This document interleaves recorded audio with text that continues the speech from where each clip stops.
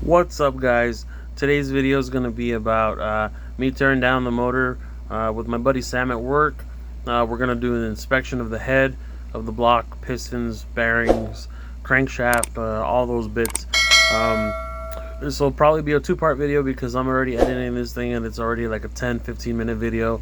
So we'll probably do halfway, probably up to removing the head and looking at the bare block. Jesus. With the pistons in already, maybe just up to that point, and then after that, we the video will probably continue and on the next upload. I know I'm late. I'm sorry. I had a couple of things come up during the week, so I had to take care of them first.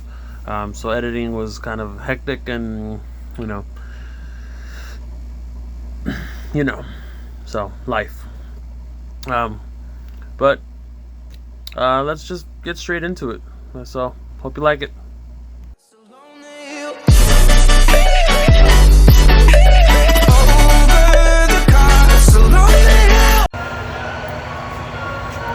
Look, it's some Phillips.